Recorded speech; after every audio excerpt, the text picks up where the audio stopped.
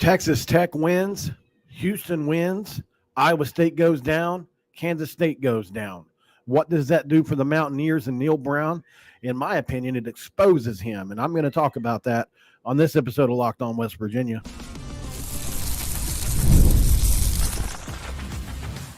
You are Locked On West Virginia, your daily podcast on the West Virginia Mountaineers, part of the Locked On Podcast Network, your team every day. What is up? Welcome in, guys. My name is Mountaineer Paul, your host. Thank you for joining me on another episode of Locked On West Virginia, brought to you by FanDuel, guys. You can start the season with a big return on FanDuel, and new customers can place a $5 bet and get started with $150 in bonus bets. If you win your first $5 bet, visit FanDuel.com to get started. And thank you for making Locked On West Virginia your first or last listen of this very day, and for being part of the Locked On Podcast Network, where we talk about your team every single day. So I wasn't sure which way to run with this, so I decided I'm going to go both ways because both are true, and it's oddly weird that both things are true. If you haven't been paying attention today, the same teams that West Virginia played back-to-back at home, at night, served up to on a silver platter with multiple defensive starters out for both. Kansas State and Iowa State lost to not Colorado, not Kansas State, or one of the other, not a top team, no. Texas Tech and Houston beat both respective teams today. And in my opinion, further exposes Neal Brown for the lack of a big game coach that he is. It just, to me, drives the point home even further that we need to move away from this. Some will say that we've got a shot at the league if things continue to go down this path. But for me, I don't see that happening still. I don't think we're going to be in that conversation, but we'll get to that in the next segment. Looking at today, especially that Kansas State game, man, first of all, what a salty game played by Houston, who really locked up Kansas State for the entirety of that game. 19 points, held them to 19 points.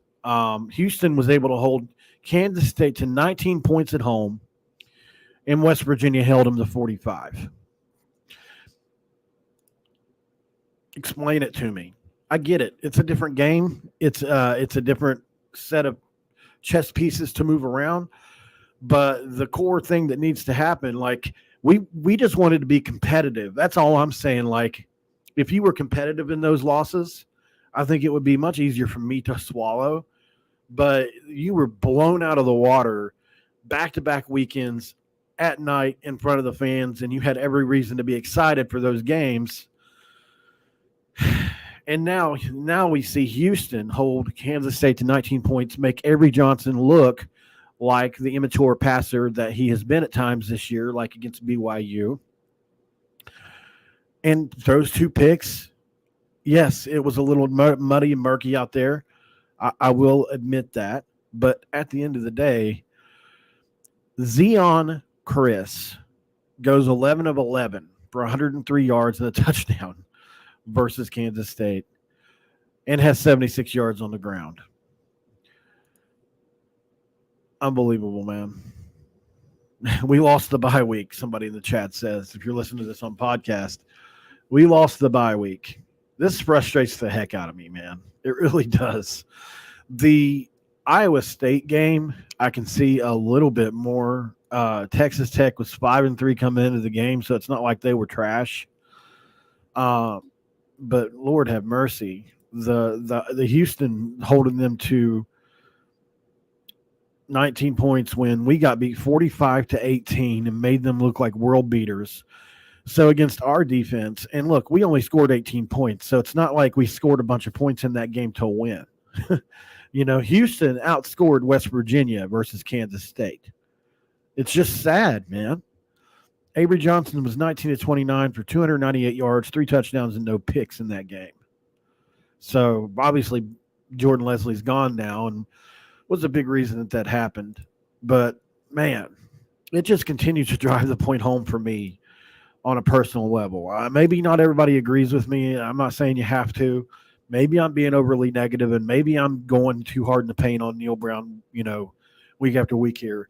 But I can't get it out of my head how bad I want to be out of this, and simultaneously realize that he probably ain't going nowhere. So, like, what's this complaining going to get me? I don't know. I'm not even supposed to record today. So this is my free time. I'm choosing to do this, So I'm going to talk about what I want to talk about. And I'm freaking mad, man. I'm mad. Back-to-back weeks, you've got teams that I would consider to be at least on par, should be on par with UCF and Texas Tech. And yet, against Iowa State, West Virginia was able to muster 16 points. Fast forward 2 weeks, UCF put up almost 300 yards rushing against them for 35 points. And then Texas Tech wins 23-22 today, in a game where Baron Morton looked pretty good at times. He did throw 2 picks. Taj Brooks put up 122 yards. Rocco Beck played really well today, by the way. I will say that. He really didn't. He didn't do much. He threw the 1 pick. But I was watching these games very closely because I was thinking surely they're going to both pull it out, and I won't have to do this video because it's a 2-part video. Obviously, there's the negative part of it where Neal Brown just looks worse, but there's another part to this. Brandon Moore, thank you very much for supporting the channel. I have to say I'm not. So I'm going to go in and turn it off because I thought my boss is going to do this, but. For those of you listening on podcast, somebody sent me a super chat. And so what happens is I'm not supposed to take them on here anymore. And we can forget to, but doesn't mean that you don't deserve to be thanked either way, Brandon. Thank you so much for doing that. We're going to be parlaying all this support that I've been getting into a phone number in which you can text with me during the season, out of season, no matter what. If you have questions about certain players or maybe you want me to ask a player a certain question, just anything. So it's going to be a $4.99 a month deal. I've already got like 20 channel members, and we can just parlay that over into the number. But I'll read the comment because you spent $10, man. I'm not going to not read it. He says, fan of WVU. I'm not used to seeing us continue to lose to ranked teams over and over again. Neal's not the guy. He made enough money and he'll be fine. Let's move on. Yeah, I agree, Brandon, but it's just not reality, man, Like, I'm not getting on here tonight saying fire Neal Brown. I'm getting on here saying he's been exposed again. I think those are 2 different conversations. If I had the choice or if I had the ability to fire Neal Brown, I would. And people can say, well, what if he wins out? Well, first, that has to happen. Second, it's probably not going to happen. Did you see Texas Tech win today? Did you see what they did today to Iowa State? You can't tell me we're a better team now, in my opinion. Cincinnati's pretty close to Texas Tech. What are we going to do next week? We may even get past that. So I've got to see Neal win these last few games. He's got a chance to do the funniest thing. He does. He's got a chance to beat Cincinnati and Texas Tech at the end of this year and maybe get some support. Texas Tech 6-3 right now. They are turning into the very ranked team that you can't beat. So as time goes on, wouldn't be a Mountaineer Paul episode without that happening, would it? I always forget to do the phone last. So, but yeah, so Neal has a chance to do the funniest thing, right? He can beat a Cincinnati team that's pretty good. Above average, definitely. And then Texas Tech, who's starting to look pretty decent down the stretch here. I would consider those quality wins, and I would, I'm very fair. You'll find that out of me personally. If Neal wins a big game, I will get on here and talk glowingly about that. I might reference certain things in the past, but generally speaking, like if he went on a winning streak or anything like that, or let's say he stays next year and then goes on to be the greatest coach ever for us, I'll say I was wrong 1,000 times. I have no problem being wrong, especially if it's at advantage WVU. I don't care at all. It's like that's the best possible scenario. I don't want him not to be the guy, but he's showing us over and over and over when Willie Fritz in year 1 with 60 new players at Houston can beat Kansas State. You can't convince me. You cannot convince me that Neal Brown in year 6 is lesser advantaged than Willie Fritz in year 1 with a bunch of Tulane or Tulsa players or Tulane players. Sorry, is Tulsa or Tulane? I get the two confused for some reason sometimes. But in year 1 at Houston, and look what they're doing right now. They're really getting hot as well, actually. So it's coaching, man. It's coaching. So, but Neal still has a chance to do this funniest thing. It's crazy as it sounds. Does WVU have a chance in the league? While BYU and Colorado sit ahead of West Virginia technically. Texas Tech and Houston definitely did the Mountaineers a favor today, and we talk about that next. Stick around. This is Locked On West Virginia.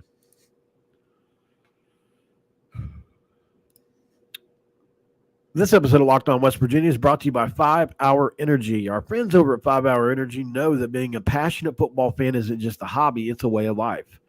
It takes a lot of energy to power through all-day tailgates, touchdown celebrations, or an agonizing second overtime, which is why they've created the Stan the Fan 5 Hour Energy Shot with a special flavor called Fan Fuel. The energy shot made for super fans like us. The fans who are first in the parking lot and last to leave. We see you. You know what else gives me a bit of West Virginia fan fuel this week? The moment when an exciting moment happens in any game. That gives me fan fuel when I'm trying to pick out what West Virginia memorabilia I want to wear or just any moment. I mean, if West Virginia can just beat Cincinnati, that would give me a ton of fan fuel. So how about this? 5 Hour Energy knows that no matter what team you're rooting for, being a fan requires heart, soul, a whole lot of energy. And whether you're prepping for the big tailgate or ironing your jersey, your game day to-do list is always a mile long. That's why the limited edition Stan the Fan 5 Hour Energy Shot is here to help you get fueled through the season. What's your fan fuel this week? Well, whatever it is, do it with a 5 Hour Energy Shot. Available on 5hourenergy.com and shipped nationwide. We are back on Locked On West Virginia. Thank you guys very much. Appreciate that. So I said it earlier, Neal Brown, West Virginia has the chance to do a pretty funny thing here. Let's look at the standings in the Big 12 now that these games are over with. I'll have to Google it really quick, but bear with me while I do that. Big 12 standings. Okay, so hopefully it's updated. All right, so now you've got BYU at 8-0 overall, 5-0 in conference, but Iowa State still has to lose 2 more games. Obviously, may not happen, most likely won't. They're 4-1 overall. Colorado's 4-1 overall. Kansas State's now 4-2 overall. Texas Tech is now 4-2 overall. Cincinnati is 3-2 overall, and we're 3-2 overall. So it's a bunch of teams in the middle here. What we need to happen at the end of the day is for Iowa State to lose 2 more games, which is very unlikely. I get that. And then Kansas State needs to lose 1 more game. West Virginia needs to win out. And then everything else pretty much take care of itself. I don't know about Colorado. I don't know. That would get into the weeds on what a tiebreaker scenario would look like, because the next closest teams in front of West Virginia, TCU, Cincinnati, and Texas Tech, well, you play 2 of the 3. And I just don't know how you figure it out between, let's say, just for the sake of it, let's say TCU and Colorado went out as well. Well, they may play each other. I don't know without looking, or they may already have. West Virginia obviously plays 2 of those 4 teams right there. So, I mean, you would have to think we would be in a good spot if somehow, some way, Iowa State lost 2 more games or BYU lost 2 games and West Virginia won out. It's very unlikely because we don't normally have 8-0, 7-1 teams in the Big 12 this time of year. I mean, there's usually 1 and a couple 2-loss teams or whatever. But now this year we've got an 8-0, a 7-1, a 6-2, a 7-2, 6-3, 5-3, 5-3, 4-4, and then we got a 5-2 Arizona State team. Like, the Big 12 is not an easy conference to play in, man. And when you look at like a team like Baylor, now they're 4-4. The easy win we thought they were like 3-4 weeks ago, no longer the case, man. They put up 60 against Texas Tech, the same Texas Tech team that just beat Iowa State. So I said it last week. There's a world in where we lose out. There's a world. I don't know if it'll happen. I think a lot of it depends on, like the UCF matchup, in my opinion, favors us because we are a good run defense, second in the league, and we're the worst pass defense in the league, or at least one of the worst, one of the two worst. UCF is a very heavy running team and really good. They put up 300 on Iowa State. But I don't think they would do that to us necessarily. We don't have the injuries that they do. So I think we can win that game for sure. Although, I mean, who knows? With Neal Brown, you just never can. There's not an exact science under Neal Brown. Under Rich Rod, I could pick out which games were trap games because Rich Rod struggled against the same teams year over year, and it's not like that with Neal Brown. He struggles with everyone pretty much. So I don't know how better to say that. But yeah, so if you're missing it, the first segment, I just made the case like, obviously we just watched Houston beat an Iowa State team that West Virginia lost 28-16 to. So not only did a really, really bad Houston in year one with 60 new players outscore West Virginia against Iowa State, daggone it, did Texas Tech somehow held Kansas State to what they held them to, and West Virginia at home at night gave up 45. To Iowa State at home at night gave up almost 30. It's just, I don't know how people support Neal Brown, man. Like, as far as, obviously I support the team. I'm not saying that. I'm just saying the evidence just keeps mounting and mounting and mounting, man, for this guy. He just does not. There's something, I don't know what it is that's wrong, because I believe Neal Brown knows what he's doing from a coaching standpoint, like X's and O's. I was just talking to a coach about this, a literal one of our former coaches. I was just talking to him about this yesterday on the phone. I was talking to a former coach, West Virginia football. And we were talking about just the whole scenario and how in the industry, Neal Brown is looked upon as a very, very good X's and O's type coach. But there's something in that he doesn't have his pulse on, and I don't know what it is, right? Like, there's something wrong. There's something going on. There's something that's not adding up or working. And it showed itself over 6 years now, and I don't know what it is, man. I don't know what it is. So, a few people in the chat are saying that it may be better for us to lose out.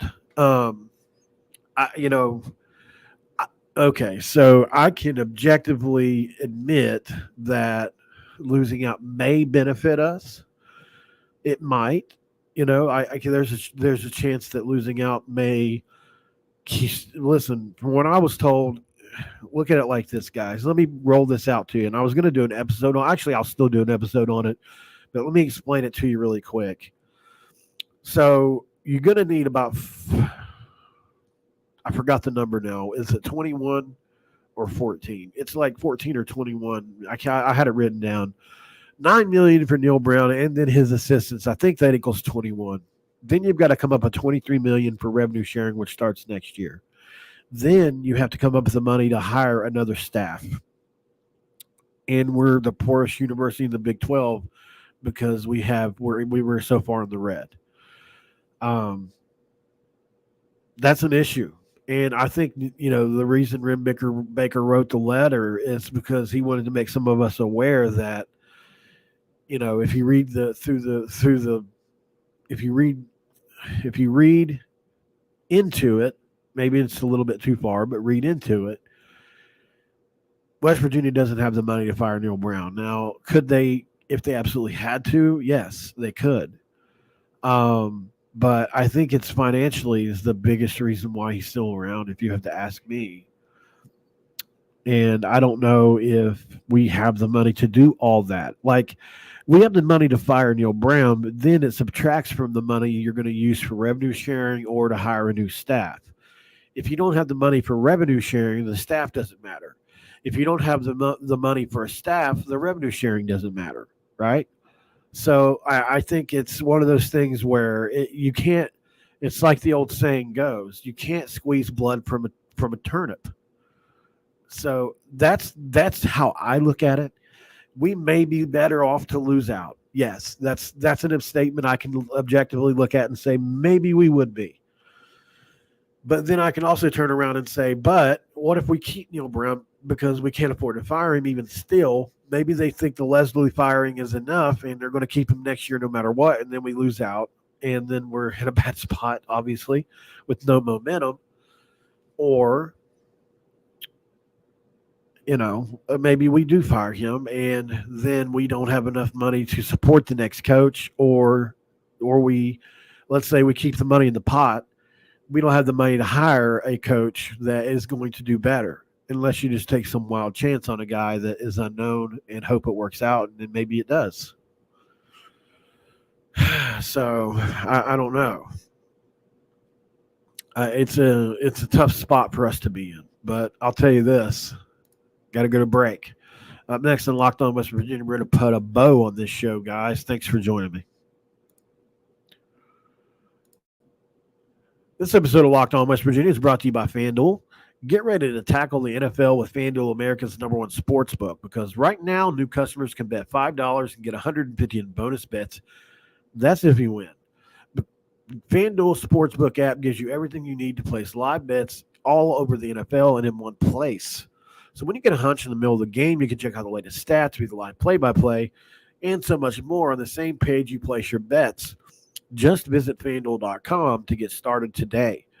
You'll get started with $150 in bonus bets if you win your first $5 bet at FanDuel.com. Never waste a hunch and make every moment more with FanDuel, an official sportsbook partner of the National Football League. All right, guys, we're back on the third segment here at Locked On West Virginia, and I'm sorry it's another negative episode. I really don't like to do it. It's not something I want to do, but I was seething mad watching Texas Tech and Houston beat to the two teams that we played. Now, fair enough that we had to play them back-to-back. I'm not saying that's easy to do, but you weren't competitive. It's just that, to sum it all up, here's why I was mad. I thought about it, and I tried to be fair in my head, like, well, we did have to play those teams back-to-back. But then I thought, but they were way more injured than we were, both games. They all had linebacker issues and safety and secondary issues, and people were out, and we didn't have that many injuries for the Iowa State game especially. And then, we also had the Coal Bowl going on, and I felt like we had all the momentum going for that. I was so excited. You were so excited. We all were so excited. And then we laid an egg in front of Iowa State. And I thought, well, we can still. You go back and watch those videos. I was still saying, hey, look, we can still win the Big 12 or get in the championship game if we somehow beat Kansas State, a team that hadn't looked good at times this year coming into that, and we just laid the ultimate egg and let them beat us 45-19. It wasn't even competitive in either game.